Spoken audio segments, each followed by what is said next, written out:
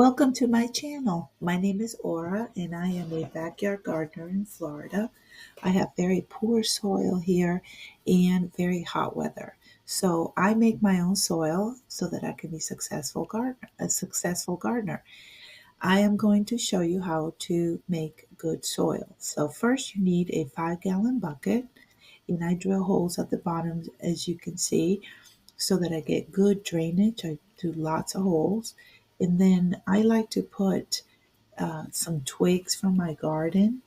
I break them up in small pieces so that the bottom again has good drainage. That's very important.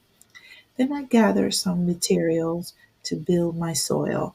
I need some leaves or cuttings from the yard. So when you go around and trim up bushes and clean up your yard, don't throw that away.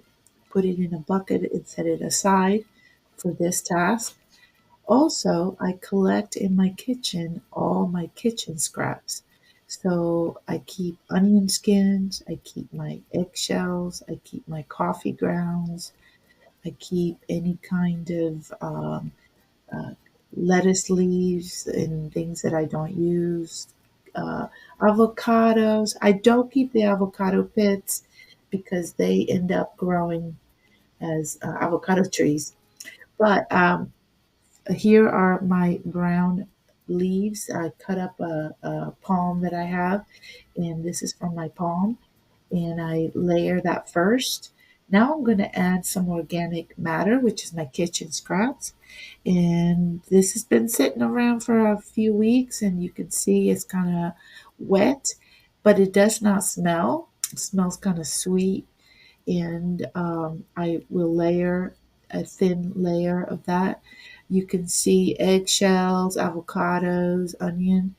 Now I'm going to layer some soil from pots from last year that I grew things.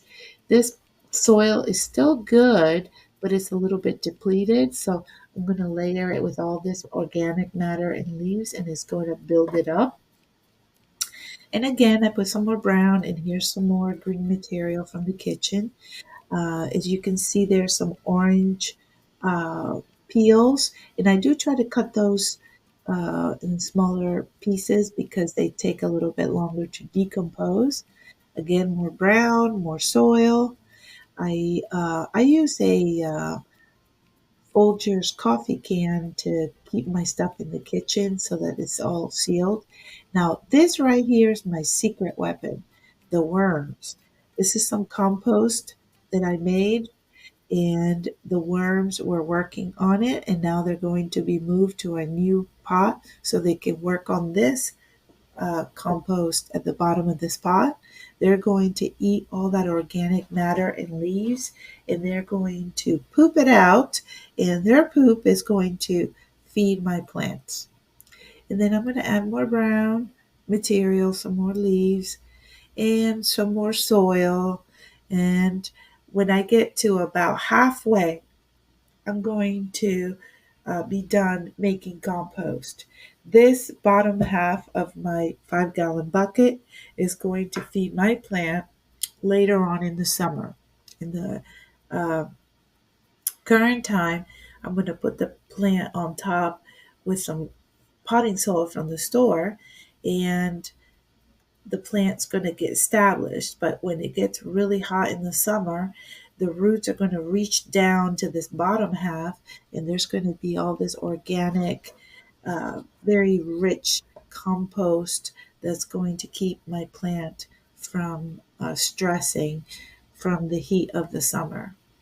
Again, make sure that your pot is well watered and stays moist. The worms need to be moist, and you need to put something on top of this uh, of your 5-gallon bucket, because if you live in a place like Florida or anywhere really, the critters will smell the stuff that you have in there and they will try to dig it out. So you need to have another pot on top so that they don't come in there and try to get into it.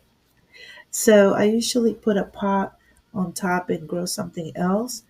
Now I am I have let this rest for about 2 or 3 weeks, 3 weeks, and now I'm going to put some tomato plants in here, a tomato plant. And I like to use oatmeal, bone meal for my tomatoes. Now, take a look at some of the uh, compost that it's already been created in just a few weeks. I don't see hardly any organic matter. I see a little bit of the twigs and I see a little bit of the eggshells, but most of the organic matter is already decomposing that where you don't recognize it. So I am going to top this off with some good potting soil from the store, and I'm going to add a little bit, not a little bit, like maybe a good handful of bone meal. Tomato plants need bone meal because they tend to get blossom end rot from a lack of calcium, especially here in Florida. We have a lot of rain and it's very humid. And so calcium in the bone meal will prevent that. And so I'm going to work that into the soil. And so I have some tomato plants that I started back in January and I planted those. This is about 6 weeks later. And as you can see, my plants look healthy and they look good. And here is my plants 9 weeks later, and I'm already having some flowers. So I should have tomatoes soon. Thank you. Bye.